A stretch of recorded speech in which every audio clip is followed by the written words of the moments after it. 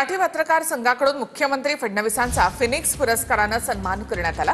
काहींना वाटलं माझी राख होते इतक्यात मी भरारी घेतली फिनिक्स शब्दावरून फडणवीसांनी विरोधकांना टोला लगावला होता।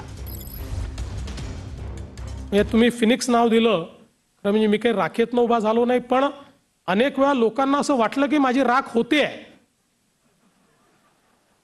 आणि तेवढ्यात मी आपली भरारी घेतली।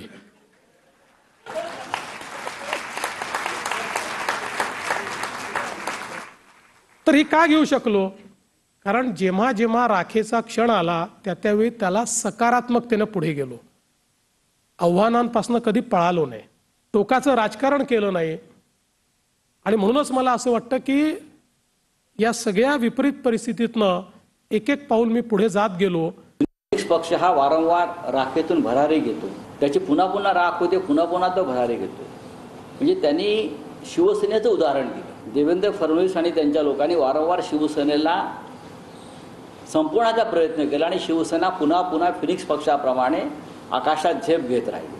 त्याच्यामुळे जर त्यांनी स्वतःची तुलनाही फिनिक्स पक्षाप्रमाणे केली असेल याचा अर्थ त्यांचीही राख रांगोळी करण्याचा प्रयत्न त्यांच्या सहकार्यानेच केलेला आहे। हे आम्ही या आंदोलनात सुद्धा बघितलं आणि शिवसेनेनं कायम स्वतःला फिनिक्स पक्षाची उपमा दिली।